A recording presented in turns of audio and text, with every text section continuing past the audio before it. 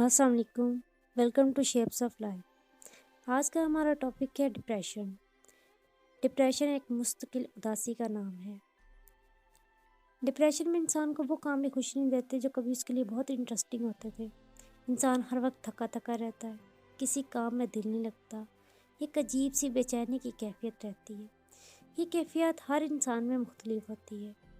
इसमें भूख और नींद का पैटर्न चेंज हो जाता है। कुछ लोग बहुत सोना शुरू हो जाते हैं तो किसी को नींद ही नहीं आती।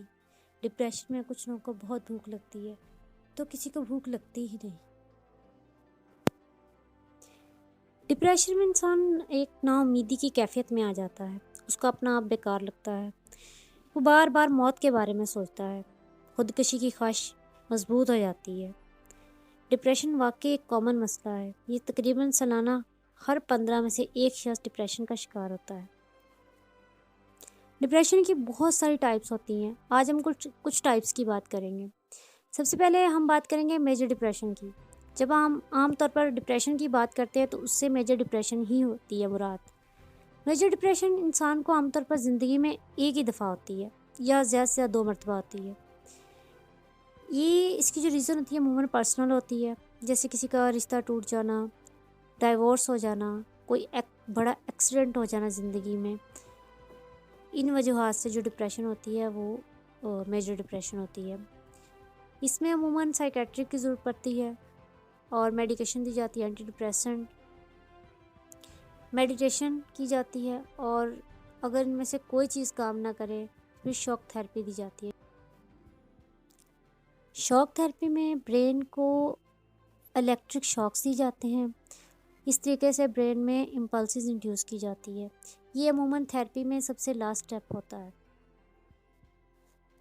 क्रोनिक डिप्रेशन, ये एक माइल्ड टाइप के डिप्रेशन है। अगर किसी शख्स को 2 साल से ज़्यादा अरसे से डिप्रेशन है तो हम कह सकते हैं उसको क्रोनिक डिप्रेशन है। वो जो कहते हैं ना एक फ़िरका उदास लोगों का, तो वो यही लोग होते हैं। इसकी सारी सिम्टम्स वही होती है जो डिप्रेशन में होती हैं। बाज़ हालात में मेजर डिप्रेशन में बदल जाती है। ऐसी सिचुएशन में इसको मेडिकेशन की ज़रूरत पड़ती है और साइकोथेरेपी की भी ज़रूरत पड़ती है। पोस्टपार्टम डिप्रेशन, ये डिप्रेशन की बहुत ही अहम किस्म है। ये आम तौर पर चाइल्ड बर्थ के बाद फीमेल को हो जाती है। उसको बिला वजह गुस्सा आता है या बहुत ज़्यादा रोना आता है। ये कैफियत तो औरत पर हफ्तों या महीनों तारी रहती है। किसी को ख़ास समझ नहीं आती कि ठीक ठाक बच्चा पैदा होने के बाद भी ये औरत क्यों रो रही है या क्यों गुस्सा कर रही है। तो ये एक नेचुरल सी डिप्रेशन है। इसका बाकायदा इलाज होना चाहिए। इसकी भी एंटी डिप्रेसेंट होती है।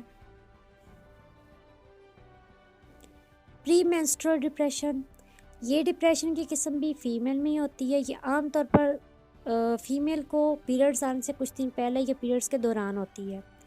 इसमें उसको बिला वजह रोना आता है, बिला वजह गुस्सा आता है, बहुत ज़्यादा चिड़चिड़ाहट होती है, थकन होती है, किसी काम में दिल नहीं लगता। उम्मीद है आपको आज का ये टॉपिक पसंद आया होगा। अगर आप चाहते हैं कि आपके किसी फेवरेट टॉपिक पे बात की जाए तो कमेंट बॉक्स में आएँ और अपनी राय का इजहार करें। Thank you. अल्लाह हाफिज़।